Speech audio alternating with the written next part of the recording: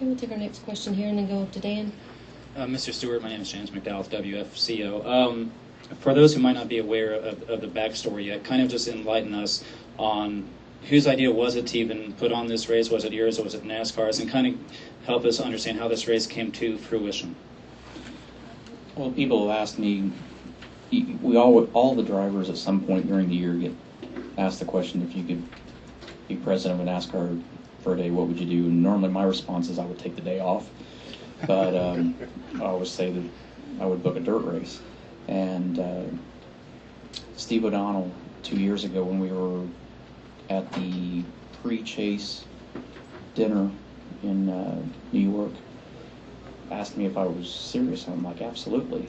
And then it went to last year, and last year he came up again and we talked a lot more in depth about it, and that's when we really pushed hard after that to make it happen. But Steve was a really crucial piece of the equation of really getting the ball rolling, and you know, that's a big step to think outside the box like that, because this is a sport that there's so much scrutiny and under the microscope on everything that happens, and this is way out of the box. And you know, Steve was the one person that talked to us the most about it and really said, hey, what could we do to make this happen? So you know, once we really felt like we had his support on it, then we put the full court press to work with him and his group and make this happen.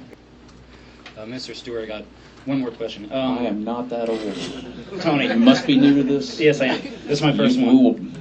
It's like clean living. Get with Lee to read. Okay. Podchris here. Podchris will break you in on this. I do want to compliment you, this being my first one, but I think the staff here has been tremendous, so I do want to compliment you guys on that. I know you've had a couple crazy days. If I could ask you a semi-deep question, though. Looking back on your career, when you started out in USAC, coming up through Cup, and now, if I could get you to kind of reflect or maybe be introspective, do you sometimes sit back and look back in awe at what you've been able to accomplish in your lifetime? I look back and I count my blessings every day of the people that I've got to work with for 35 or 34, 35 years, however long we've been racing now. The great people that I've met in racing and mostly have got to work with in racing, because timing has been everything. I never dreamed of owning a race team, a dirt track team. I never owning a dirt track. I never dreamed of being a Sprint Cup Series owner. It all happened timing-wise at the right time. The right opportunities came at the right time. But the one thing that's made all of this fun, a business, are the people that I've worked with the whole way.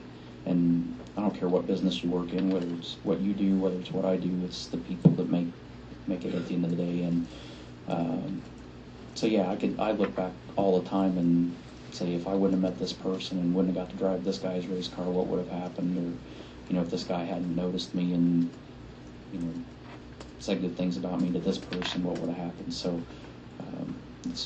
I have no complaints with my life. I mean, my complaints with my life are things that I've done to myself, not stuff that somebody else has done to me.